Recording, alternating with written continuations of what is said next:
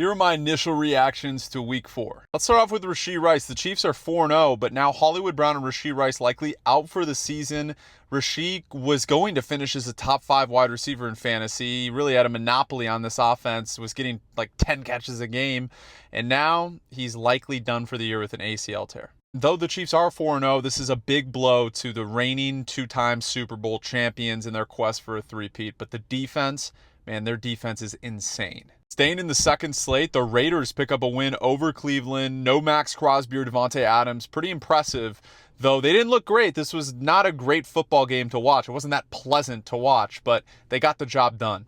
What about Minnesota, 4-0? I mean, they were up 28-0. Packers almost came back. Shout out to the Packers for showing moxie and grit and getting back in this game. But Justin Jefferson touchdown. Jordan Addison came back 2 touchdowns. Sam Darnold had like 3 more touchdowns combined, right? Like this team is legit. Their defense is no joke too. And the Saints gave too much time to Kirk Cousins and Koo kicks the game-winning field goal, and the Falcons are 2-2, so are the Saints. Staying in that earlier slate, the Eagles, man, if they didn't have Saquon Barkley, they'd be 0-4. This team is not that good, and Tampa just worked them, and Saquon Barkley is like really saving this team and saving Nick Sirianni's job for now.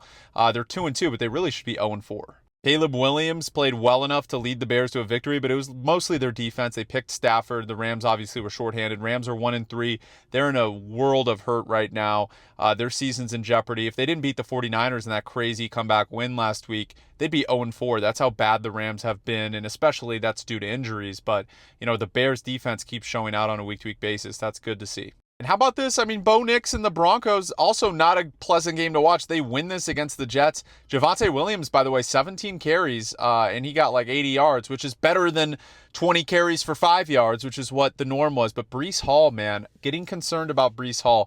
Braylon Allen looks better in the touches he's getting in the backfield. Breece Hall had a horrible game. That's something to note in the future. Like, if you have Braylon Allen, that's great. If you have Breece Hall, I wouldn't say trade him yet, but it's definitely like we got to keep updated on what he does on a week-to-week basis moving forward, because Braylon Allen's more efficient right now. This game, I mean, Brian Thomas Jr. and Christian Kirk, they balled out. Like, Trevor Lawrence had a way better game. I think it was a way better game plan by Press Taylor and Doug Peterson, but they still choked. I mean, they choked. Trevor Lawrence didn't step up. He had 2 guys wide open for touchdowns. He missed both of them, and the Texans just found a way to stay in this game and win. And on that point, Nico Collins, man, he's entering like maybe he finishes as the wide receiver 1, 2, or 3 this year. That's how good he's been. The Colts, Joe Flacco, I know Richardson got hurt. Tough for Anthony Richardson fantasy managers, but man, Pittman had a better game. That's good to see for Pittman fantasy managers, but Joe Flacco played well. Jonathan Taylor had a touchdown. Josh Downs, a guy I told you guys to pick up this week, played very well.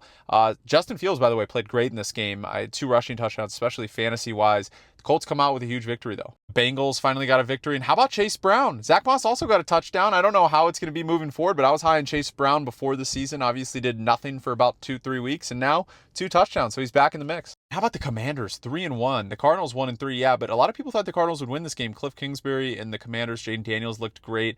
Terry McLaurin, Brian Robinson, I mean, all these guys look great.